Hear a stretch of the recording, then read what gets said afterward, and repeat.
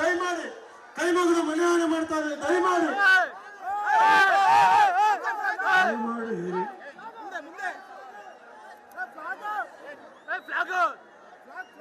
ನಾನು ಮೇಲಿರ್ತಕ್ಕಂಥ ಎಲ್ಲ ಅಣ್ಣ ತಮ್ಮಂದಿರಲ್ಲಿ ಯುವಕರಲ್ಲಿ ಕೈ ಮುಗಿದು ಪ್ರಾರ್ಥನೆ ಮಾಡ್ತೀನಿ. ದಯಮಾಡಿ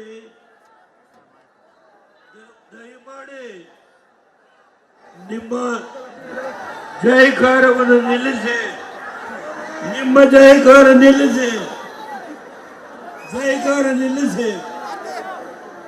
ದಯಮಾಡಿ ಕೈ ಮುಗಿದು ಕೇಳ್ತೀನಿ. ದಯವಿಟ್ಟು ಆತ್ಮೀಯ ಬಂಧುಗಳ ದಯವಿಟ್ಟು ಜೈಕಾರ ನಿಲ್ಲಿಸಿ. ಸನ್ಮಾನ್ಯ ದೇವೇಗೌಡರು ಸಾಹೇಬರು ಮಾತಾಡ್ತಾರೆ. ದಯವಿಟ್ಟು ಜೈಕಾರಗಳನ್ನ ನಿಲ್ಲಿಸಿ. ಅವ್ರ ಮಾತನ್ನ ಎಲ್ಲರೂ ಕೇಳಿಸ್ಕೊತಕ್ಕಂಥದ್ದು ಅನಿವಾರ್ಯ ಇದೆ. ದಯವಿಟ್ಟು ಜೈಕಾರಗಳನ್ನ ನಿಲ್ಲಿಸಿ. ದಯಮಾಡಿ ಒಂದು ನಿಮಿಷ ತಡೆಯಿರಿ. ಇವತ್ತು ಬೆಳಿಗ್ಗೆ 11 ಗಂಟೆಯಲ್ಲಿ ನೀವು ಜಯಕಾರ ಮಾಡಿದ್ರೆ ಹೋಗ್ತಿದ್ರು. 11 ಗಂಟೆಯಲ್ಲಿ ವಿಜಯೇಂದ್ರ ಅವರು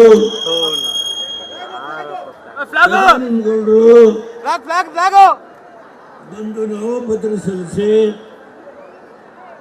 ಚಿತ್ರದುರ್ಗಕ್ಕೆ ಹೋಗಿದ್ದಾರೆ. ಸ್ಥಳೀಯ ಸನ್ನಿವೇಶ ಅವ್ರಿಗೆಲ್ಲ ಅರ್ಥ ಆಗಿದೆ.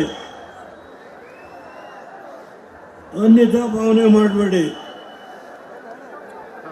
ಭಾರತೀಯ ಜನತಾ ಪಾರ್ಟಿ ಈ ರಾಷ್ಟ್ರದಲ್ಲಿ 18 ರಾಜ್ಯಗಳಲ್ಲಿ ಆಡಳಿತ ನಡೆಸ್ತಾ ಇದ್ದಾರೆ. ಕಾಂಗ್ರೆಸ್ ಕೇವಲ 3 ರಾಜ್ಯಗಳಲ್ಲಿ, ಅದು ಕರ್ನಾಟಕ, ತೆಲಂಗಾಣ, ಹಿಮಾಚಲ ಪ್ರದೇಶ. ಜಾತ್ಯತೀತ ಜನತಾ ದಳ ಇರೋದು. ಬಾಯಿ ಮುಚ್ಚಬೇಕು.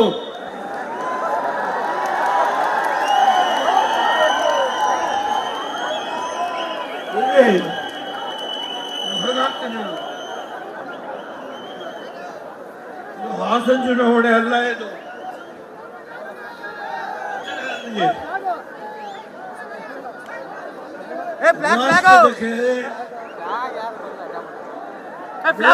ನಾಯಕತ್ವದ ಚುನಾವಣೆ ಇದು ದೇವೇಗೌಡರ ನಾಯಕತ್ವದಲ್ಲಿ ಅಲ್ಲ. ಇದು ಹಾಸನದ ವಿಧಾನಸಭಾ ಚುನಾವಣೆ ಅಥವಾ ಹಾಸನದ ಲೋಕಸಭಾ ಚುನಾವಣೆ ಅಷ್ಟಕ್ಕೆ ಸೀಮಿತ ಇಲ್ಲ. ಇದು ಇವತ್ತು ಸುಮಾರು 50,000ಕ್ಕಿಂತ ಹೆಚ್ಚು, ಸುಮಾರು 3 ಗಂಟೆ ಮೆರವಣಿಗೆ ಮಾಡಿದ್ದೀರಿ. ಇದು ನೀನು ಅತಿ ಜಾಸ್ತಿ ಮಾಡಿಕೊಂಡಿದೆ. ದಯಮಾಡಿ ಇಷ್ಟೊಂದು ದೊಡ್ಡ ಬೃಹತ್ ಸಭೆ ಎಲ್ಲ ಕಡೆ ನಾವು ಮಾತನಾಡಲು ಕೇಳುವಂತ ವ್ಯವಸ್ಥೆಯನ್ನು ನಾವು ಮಾಡಿಕೊಂಡಿಲ್ಲ. ಇಡೀ ಕರ್ನಾಟಕದಲ್ಲಿ ಕೇವಲ 3 ಕಡೆ ಮಾತ್ರ ಜಾತ್ಯತೀತ ಜನತಾ ದಳ ಇದೆ. ದಯಮಾಡಿ ಅರ್ಥ ಮಾಡಿಕೊಳ್ಳಬೇಕು. ಕೇವಲ 3 ಕಡೆ, ಹಾಸನ ಒಂದು,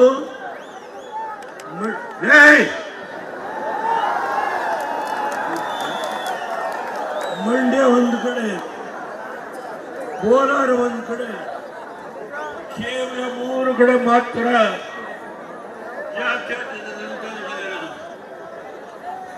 ಈ ರಾಷ್ಟ್ರದಲ್ಲಿ ಒಂದು ಕಾಲದಲ್ಲಿ ಅಧಿಕಾರ ನಡೆಸ್ತಂತ ಯಾವ ರೈತರ ಮಗ ದೇವೇಗೌಡ ಇದ್ದಾನೋ ಆ ಒಂದು ಶಕ್ತಿಯನ್ನ ಯಾರು ತಿಳಿದ್ರು? ಕಾಂಗ್ರೆಸ್. ನಾಳೆ ಕಾಂಗ್ರೆಸ್ಸಿನ ಮುಖ್ಯಮಂತ್ರಿಗಳು ಬರ್ತಾರೆ. ಮೊನ್ನೆ ದಿನ ಕಾಂಗ್ರೆಸ್ನ ಡೆಪ್ಟಿ ಸಿಎಂ ಇಲ್ಲಿ ಬಂದು ಕಾಂಗ್ರೆಸ್ ಪರವಾಗಿ ನಾಮಪತ್ರ ಸಲ್ಲಿಸಿದ್ದಾರೆ. ಅವರು ಹೇಳಿದ್ದಾರೆ, ಈ JDS ಮುಗಿಸಿ ಇದು ಸಂಪೂರ್ಣವಾಗಿ ನಾಶ ಮಾಡಿ. ಯಾವ ಕಾಂಗ್ರೆಸ್ ಅಧ್ಯಕ್ಷರು ಹೇಳಿದ್ದಾರೆ, JDS ಜಾತ್ಯತೀತ ಜನತಾ ದಳ ಇದನ್ನು ಮುಗಿಸಿ ನಮಗೆ ನೆಮ್ಮದಿ ಆಗುತ್ತೆ ಹೇಳಿದ್ದಾರೆ. ನಾಳೆ ಬರುವ ಮುಖ್ಯಮಂತ್ರಿಗಳು ಈ ರಾಜ್ಯದಲ್ಲಿ JDS ಎಲ್ಲಿದೆ, JDS ಎಲ್ಲಿದೆ? JDS ಇಲ್ಲ. JDS ಎಲ್ಲಿದೆ ಅನ್ನೋದನ್ನ ತೋರಿಸ್ತಕ್ಕಂಥದ್ದು ಇಲ್ಲಿರ್ತಕ್ಕಂಥ ನಾಳೆ ಸಿದ್ದರಾಮಯ್ಯನವರಿಗೆ ಯಾವ JDS ಇವತ್ತು ನರೇಂದ್ರ ಮೋದಿ ಅವರ ಜೊತೆ ಈ ರಾಷ್ಟ್ರದಲ್ಲಿ ಎಲ್ಲಿ 3 ಕಡೆ ಕಾಂಗ್ರೆಸ್ ಇದೆಯೋ ಆ ಕಾಂಗ್ರೆಸ್ ಸಂಪೂರ್ಣವಾಗಿ ನೆಲಸಮ ಮಾಡತಕ್ಕಂಥ ಒಂದು ದೃಷ್ಟಿಯಿಂದ ಇವತ್ತು ಜಾತ್ಯತೀತ ಜನತಾ ದಳ ಭಾರತೀಯ ಜನತಾ ಪಾರ್ಟಿ ಒಂದುಗೂಡಿದ್ದೇವೆ. ಆದರೆ ಇವತ್ತು ಯಾವ ವಿಜಯೇಂದ್ರ ಅವರು ಇಲ್ಲಿ ಬಂದು ಇಲ್ಲಿರ್ತಕ್ಕಂಥ ಎಲ್ಲ ಸನ್ನಿವೇಶವನ್ನ ಅರ್ಥ ಮಾಡ್ಕೊಂಡಿದ್ದಾರೆ. ಒಂದು ಮಾತನ್ನ ಹೇಳ್ತಾರೆ, ನಮ್ಮ ಮುಖಂಡರುಗಳಿಗೆ ಭಾರತೀಯ ಜನತಾ ಪಾರ್ಟಿ ಹಣಕ್ಕೆ ಹೋರಾಟ ಮಾಡೋದಲ್ಲ, RSS ಬ್ಯಾಕ್ಗ್ರೌಂಡ್ ಅಲ್ಲಿ ಬೆಳೆದಿರ್ತಕ್ಕಂಥ ಭಾರತೀಯ ಜನತಾ ಪಾರ್ಟಿಯ ಕಾರ್ಯಕರ್ತರು ಹಣಕ್ಕೆ ಕೆಲಸ ಮಾಡೋದಲ್ಲ, ಅವರು ದೇಶಕ್ಕೋಸ್ಕರ ಕೆಲಸ ಮಾಡ್ತಾರೆ, ಅಧಿಕಾರಕ್ಕೋಸ್ಕರ ಅಲ್ಲ. RSS ಹಿಂಭಾಗದಿಂದ ಬಂದಿರುವ ಆ ಬೆಳವಣಿಗೆಯಿಂದ ಬಂದಿರತಕ್ಕಂಥ ಕಾರ್ಯಕರ್ತರು ಈ ದೇಶದ ರಕ್ಷಣೆಗೋಸ್ಕರವಾಗಿ ಹೋರಾಟ ಮಾಡ್ತಾರೆ. ಆದರೆ ಈ ಜಿಲ್ಲೆಯಲ್ಲಿ ಕೆಲವು ಮುಖಂಡರುಗಳು ಇವತ್ತು ಈ ಸಭೆ ಯಾವ ವಿಜಯೇಂದ್ರ ಬಂದಾಗ ಮೆಸೇಜ್ ಕೊಡಬೇಕಾಗಿತ್ತು ಆ ಮೆಸೇಜ್ ಅನ್ನು ಕೊಡಲಿಲ್ಲ. ಇದು ದುರ್ದೈವ. ಯಡಿಯೂರಪ್ಪನಿಗೆ ಗೊತ್ತಾಗಿದೆ, ಇದು ಸದಾನಂದ ಗೌಡರಿಗೆ ಗೊತ್ತಾಗಿದೆ, ಮೋದಿಗೆ ಈ ಮೆಸೇಜ್ ಹೋಗಿದೆ, ಶಾ ಅವರಿಗೆ ಈ ಮೆಸೇಜ್ ಹೋಗಿದೆ. ಅರ್ಥ ಮಾಡಿಕೊಳ್ಬೇಕು. RSS ಹಿಂದಿನಿಂದ ಬಂದಂತ ಯಾವ ಭಾರತೀಯ ಜನತಾ ಪಾರ್ಟಿಯ ಕಾರ್ಯಕರ್ತರಿದ್ದಾರೋ ಅವರು ಇವತ್ತು ಈ ಜಿಲ್ಲೆಯಲ್ಲಿ ನಡೆಯುವ ಆಟಕ್ಕೆ ಮೋದಿಯವರು, ಶಾ ಅವರು, ಇವತ್ತು ವಿಜಯೇಂದ್ರ ಅವರು, ಯಡಿಯೂರಪ್ಪನವರು ಇದಕ್ಕೆ ಉತ್ತರ ಕೊಡ್ತಾರೆ. ಅರ್ಥ ಮಾಡ್ಕೊಳ್ಳಿ. ಈ ರಾಜ್ಯದಲ್ಲಿ ಜನತಾ ಪಾರ್ಟಿಗೆ 3 ಸೀಟು, ಕುಮಾರಸ್ವಾಮಿ, ಪ್ರಜ್ವಲ್ ರೇವಣ್ಣ ಅಲ್ಲಿ ಕೋಲಾರದಲ್ಲಿ ಮತ್ತು ಯಾವ ಈ 3 ಸ್ಥಾನವನ್ನು ತೆಗೆದರೆ JDS ಮುಗಿಸ್ತೇವೆ. ಈ ವಾದವನ್ನ ಶ್ರೀಮಾನ್ DK ಶಿವಕುಮಾರ್ ಮೊನ್ನೆ ಹಾಸನದಲ್ಲಿ ಎಲ್ಲಿದೆ JDS ಅನ್ನೋದನ್ನ ಈ 3 ಸೀಟಿಂದ ತೋರಿಸೋದಿಲ್ಲ. ಇಡೀ ಹಿಂದೂಸ್ತಾನದಲ್ಲಿ ಇವತ್ತು JDS ಎಲ್ಲಿದೆ ಅನ್ನೋದು ಈ ಪಕ್ಷದ ಪ್ರಧಾನಮಂತ್ರಿಯಾಗಿ ಕೆಲಸ ಮಾಡಿದಂತ ದೇವೇಗೌಡರಿಗೆ ಗೊತ್ತಿದೆ. ಇವತ್ತು JDS ಒಡೆದಿರಬಹುದು, ಸಮಾಜವಾದಿ ಪಾರ್ಟಿ ಆಗಿರ್ಬೋದು, RJD ಆಗಿರ್ಬೋದು, ಅದ್ರ ಬಗ್ಗೆ ಚರ್ಚೆ ಮಾಡಲ್ಲ. ಇವತ್ತು ನಾನು ಈ 3 ಸ್ಥಾನಗಳಿಗೆ ನಾವು ಬೆಂಬಲ ಕೊಟ್ಟು ಇವತ್ತು ಏನು ನರೇಂದ್ರ ಮೋದಿ ಅವರನ್ನ ಈ ರಾಷ್ಟ್ರದಲ್ಲಿ ಅವರು ಪ್ರಧಾನಮಂತ್ರಿ ಆಗಬೇಕು ಅನ್ನೋದ್ರ ಬಗ್ಗೆ ಏನು ಈ 91ನೇ ವಯಸ್ಸಿನಲ್ಲಿ ನಾನು ಹೋರಾಟ ಮಾಡ್ತಾ ಇದ್ದೇನೆ. ವ್ಯಕ್ತಿಗತ ನನಗೇನು ಬೇಕಾದಿಲ್ಲ. ನನಗೆ 91 ಆಯ್ತು.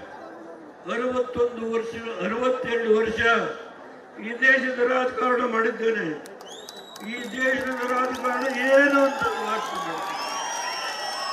ದಯಮಾಡಿ ಇವತ್ತು ಕುಮಾರಸ್ವಾಮಿ ಅವರು ಮೊನ್ನೆ ಹಾರ್ಟ್ ಆಪರೇಷನ್ ಮಾಡಿ ಚುನಾವಣೆಯಲ್ಲಿ ಬಂದ ಮೇಲೆ ಚುನಾವಣೆಗೆ ಮೋದಿ ಅವರೇ ಹೇಳಿ ಮಂಡಿಸಿದರು. ಅವರ ಬಗ್ಗೆ ಎಷ್ಟು ಲಘುವಾದ ಮಾತನಾಡುತ್ತಾರೆ. ದಯಮಾಡಿ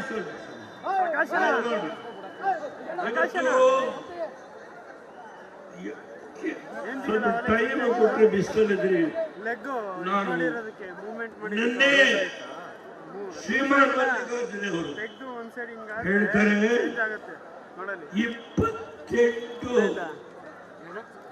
25 ಗ್ಯಾರಂಟಿ ಅಲ್ಲ, 28 ಗ್ಯಾರಂಟಿಗಳನ್ನ ನಾವು ಕೊಡ್ತೇವೆ ಅಂತ ಹೇಳಿದ್ದಾರೆ. ಯಾರು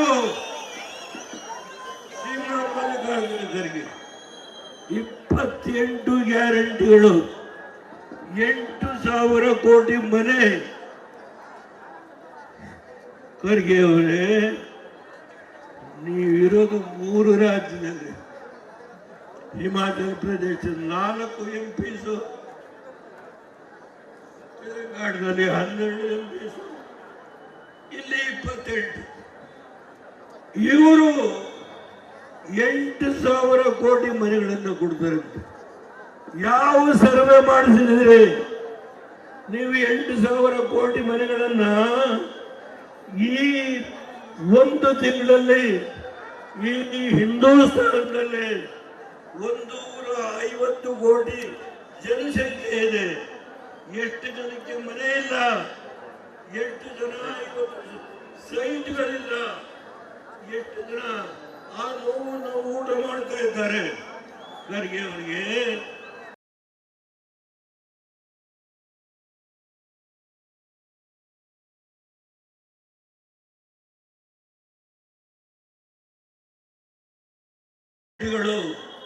ಅಬ್ಬಾ, ಇವರ ಅಧಿಕಾರಕ್ಕೆ ಬರೋದು ಸಾಧ್ಯ ಇದೆಯಾ? ಯಾರನ್ನ ನೀವು ದಡ್ಡರನ್ನ ಮಾಡಕ್ ಸಿದ್ಧ ಇದ್ದೀರಿ? ನೀವು ಜನಗಳು ದಡ್ಡರು ಅಂತ ತಿಳ್ಕೊಂಡಿದ್ದೀರಾ? ನೀವು 3 ರಾಜ್ಯದಲ್ಲಿ ಒಂದು ಪತ್ರಿಕೆಯಲ್ಲಿ ಬರೀತಾರೆ, ನಾನು ಯಾವುದೇ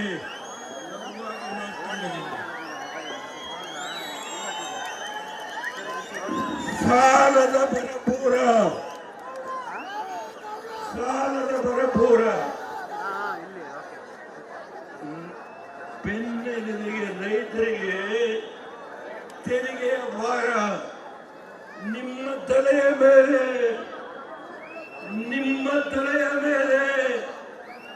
ರೈತರ ಬೆನ್ನೆಲುಬಿಗೆ ತೆರಿಗೆಯ ಭಾರ.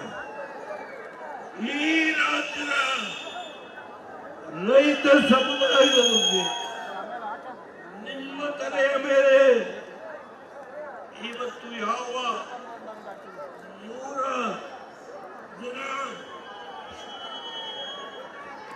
100 ಜನ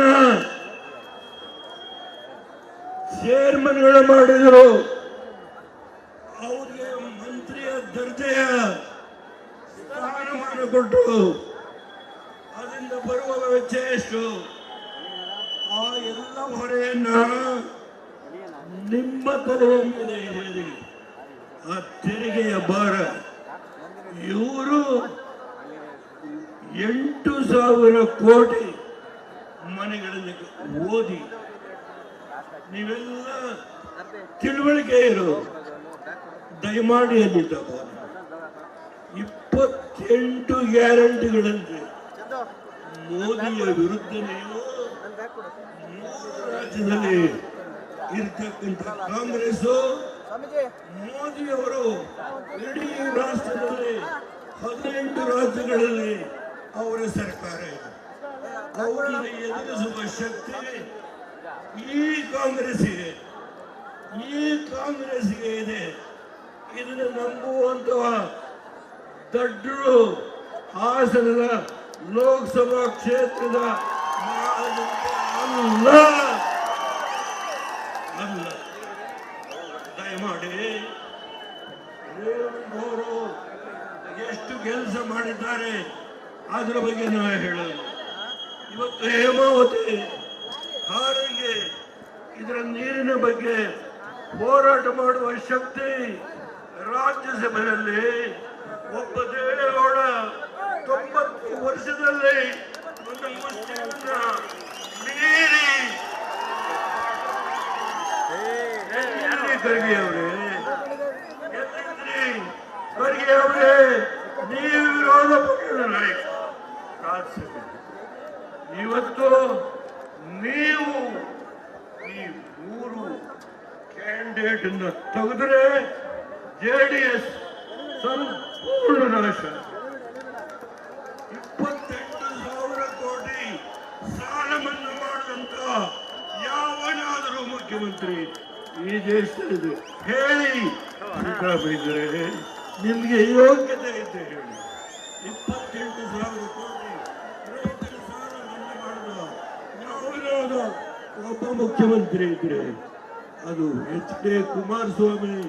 ಅದನ್ನ ಅರ್ಥ ಮಾಡ್ತಾರೆ.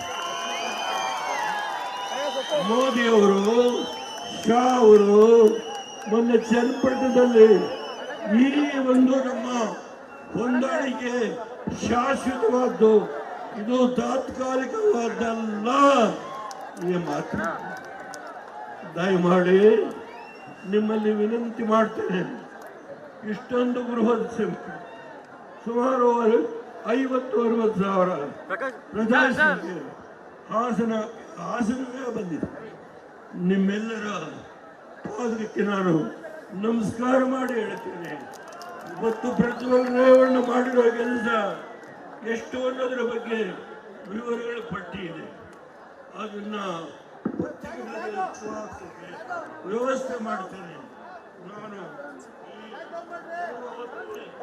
ಆರೋಗ್ಯದ ಬಗ್ಗೆ ಮೊನ್ನೆ ಏನೇ ಹೇಳ್ತೇನೆ, ನನ್ನ ಜೀವನದ ಹೋರಾಟ ಇದರ ಬಗ್ಗೆ ಬಹಳ ವಿವರವಾದ ಮಾತನ್ನ ನಾನು ಈ ಸಂದರ್ಭದಲ್ಲಿ ಹೇಳಿ